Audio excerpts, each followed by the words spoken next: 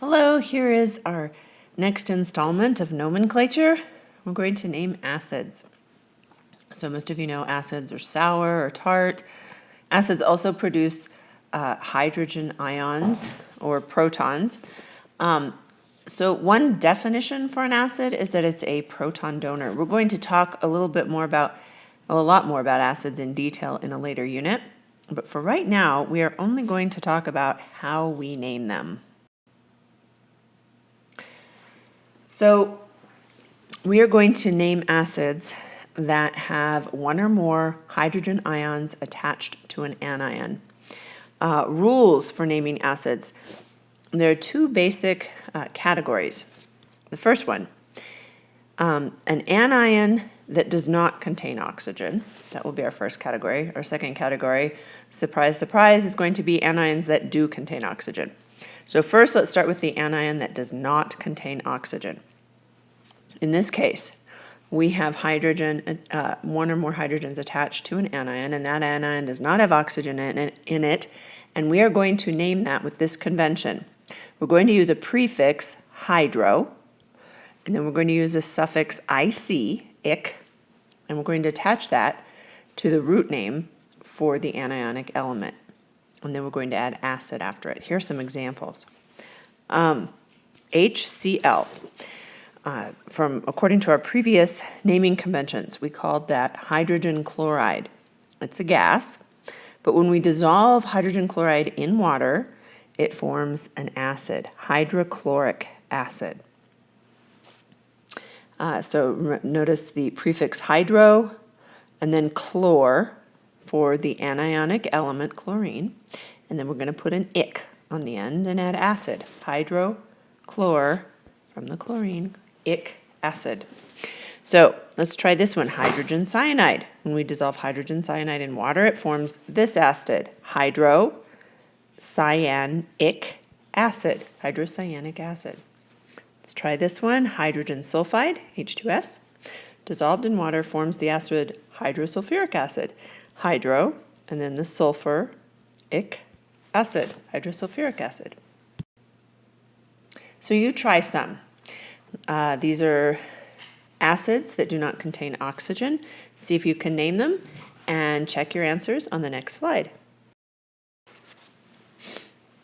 Okay, here are our answers. Hydrofluoric acid, hydrobromic acid, and hydroiodic acid. Now, let's look at the rules for naming acids, the second type, where anions contain oxygen.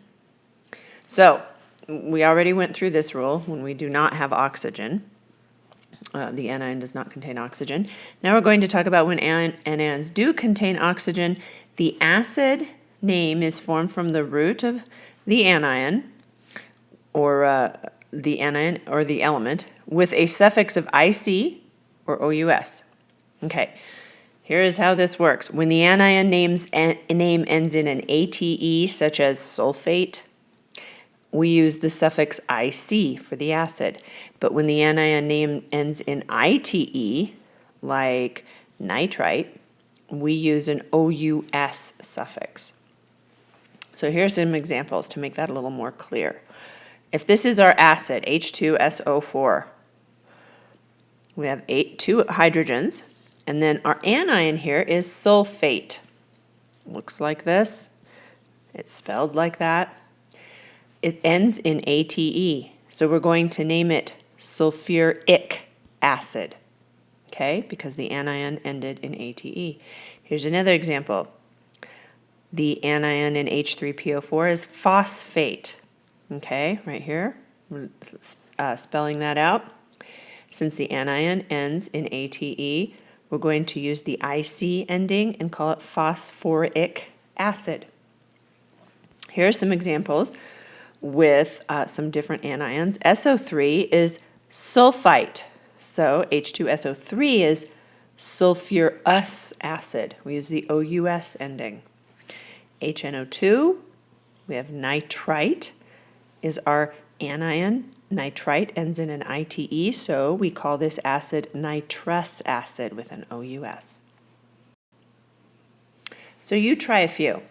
Here are some acids that contain oxygen. Try and find the polyatomic ion and name those acids.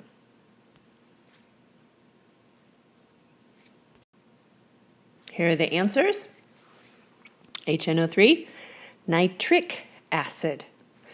H3PO4, phosphoric acid. And C2H3O2 is acetic acid.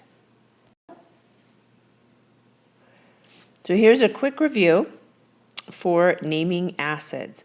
Does the anion contain oxygen? Here is what we do if it does not. We use a prefix hydro, we use the anion root, and we use an IC ending and name it acid. Hydro, and then the anionic root, ic acid. What if our anion does contain oxygen? Let's go this way. We look at the ending of the anion name. If the ending is ITE, then we name it by naming the anion root or element root and add an OUS to it and call it an acid. So if our anion ends in ITE, we use the root us acid. If the anion ends in ATE, we're going to use the root with an ic acid. So hopefully that was helpful. And if you would like some advanced proficiency, be creative. Think of some things you can look up, some interesting research you could do on any of the naming or any of the elements or the compounds that we've been talking about. And look forward to seeing you in class.